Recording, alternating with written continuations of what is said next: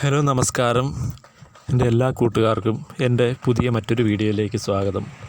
ഞാനിന്ന് എത്തിയിരിക്കുന്നത് ഭരണങ്ങാനത്താണ്.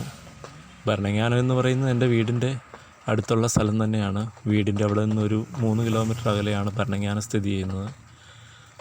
കോട്ടയം ജില്ലയിലെ പാലാ ഇരാറ്റുപേട്ട റൂട്ടിൽ 5 കിലോമീറ്റർ സഞ്ചരിച്ച് കഴിഞ്ഞാൽ ഇടത് സൈഡിലായിട്ടാണ് ഭരണങ്ങാനം പള്ളി സ്ഥിതി ചെയ്യുന്നത്. ഇതാണ് ഭരണങ്ങാനം പള്ളിയിലേക്കുള്ള പ്രവേശന കവാടം. നേരെ മുന്നിൽ കാണുന്നതാണ് അൽഫോൻസ പള്ളി. ഈ വലതുവശത്ത് കാണുന്ന പള്ളിയാണ് സെൻറ്റ് മേരീസ്. ഭരണങ്ങാനത്തെ പഴയ പള്ളിയാണ് ഈ കാണുന്നത്.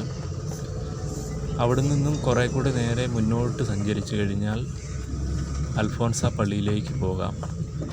ഭാരതത്തിലെ പ്രഥമ വിശുദ്ധ വനിതയായ അൽഫോൻസാമ്മയുടെ തിരുശേഷിപ്പുകളുള്ള പള്ളിയാണ് ഭരണങ്ങാനം പള്ളി. ഇന്ത്യയുടെ വിവിധ സ്ഥലങ്ങളിൽ നിന്നും ഒരുപാട് തീർത്ഥാടകർ അൽഫോൻസ ശവകുടീരം സന്ദർശിക്കുന്നതിനായി എത്തിച്ചേരും. ഭാരതത്തിൽ നിന്ന് വിശുദ്ധ പദവിയിലേക്ക് ഉയർത്തപ്പെട്ട ആദ്യത്തെ വിശുദ്ധ വനിതയാണ് അൽഫോൻസാമ്മ എന്ന അന്നക്കുട്ടി. അൽഫോൻസാമ്മ ജനിക്കുന്നത് മുട്ടത്ത് പാടത്ത് 1910 ആണ് ജനിക്കുന്നത്. മരണം 1946 ജൂലൈ 28 അൽഫോൻസാമ്മ മരണപ്പെടുന്നത്.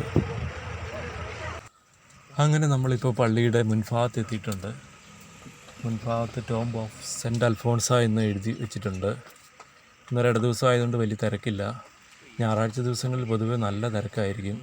ഇവിടെ അതിവിശാലമായൊരു പാർക്കിംഗ് ഏരിയ ഒക്കെ ഉണ്ട്. എത്ര വാഹനങ്ങൾ വന്നാലും പാർക്ക് ചെയ്യാനുള്ള സ്ഥലമുണ്ട് ഇവിടെ. ഇന്ത്യയുടെ വിവിധ സംസ്ഥാനങ്ങളിൽ നിന്നും വിവിധ സ്ഥലങ്ങളിൽ നിന്നുമായി ഒരുപാട് ആൾക്കാർ ഭരണങ്ങാനത്ത് അൽഫോൻസ തീർത്ഥാടനവുമായി ബന്ധപ്പെട്ട് ഒരുപാട് ആൾക്കാർ എത്താറുണ്ട്.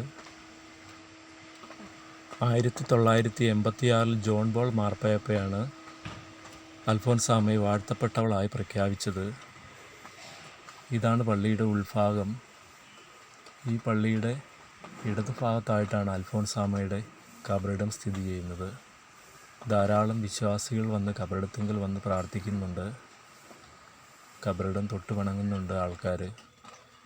1986 അൽഫോൻസാമ്മയെ വാഴ്ത്തപ്പെട്ടവളായി ജോൺ പോൾ മാർപ്പാപ്പ പ്രഖ്യാപിച്ചത്.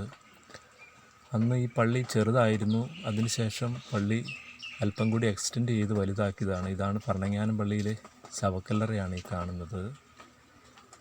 2008 ജോൺ പോൾ ബെനഡിക്റ്റ് മാർപ്പാപ്പയാണ് അൽഫോൻസാമ്മയെ വിശുദ്ധ പദവിയിലേക്ക് ഉയർത്തിയിരിക്കുന്നത്. ഇത് പള്ളിയുടെ പിൻഭാഗത്തുള്ള ഒരു ഗ്രോട്ടോയാണ് ഈ കാണുന്നത്. ഇന്ന് പൊതുവെ ഇട ദിവസം ആയതുകൊണ്ട് ഇന്ന് വലിയ തിരക്കൊന്നുമില്ല. എല്ലാ വർഷവും ജൂലൈ മാസം 19 തൊട്ട് 28 വരെയാണ് ഭരണങ്ങാനം അൽഫോൻസാമ്മയുടെ തിരുനാൾ ആഘോഷിക്കുന്നത്.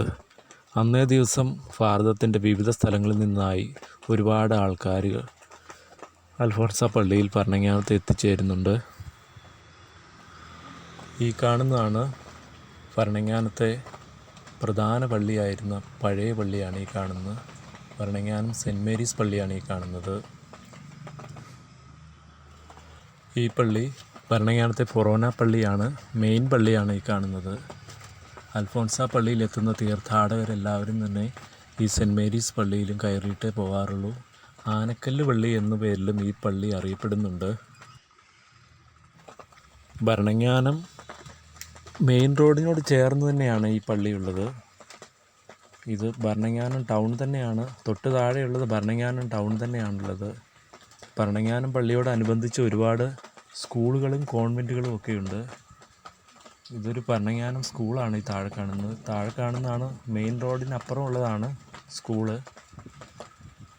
ഇതൊരു ഗ്രോട്ടോയാണ്, മാതാവിൻ്റെ ഒരു ഗ്രോട്ടോയാണ് ഈ കാണുന്നത്. ഈ റോഡിനക്കരെ അല്പം മുന്നോട്ട് മാറി അൽഫോൻസ മ്യൂസിയം ഉണ്ട്. അൽഫോൻസാമ്മ തൻ്റെ ജീവിതകാലത്ത് ഉപയോഗിച്ചിരുന്ന സാധനങ്ങൾ, കട്ടിലുകൾ, അങ്ങനെ ഒരുപാട് സാധനങ്ങൾ ഒരു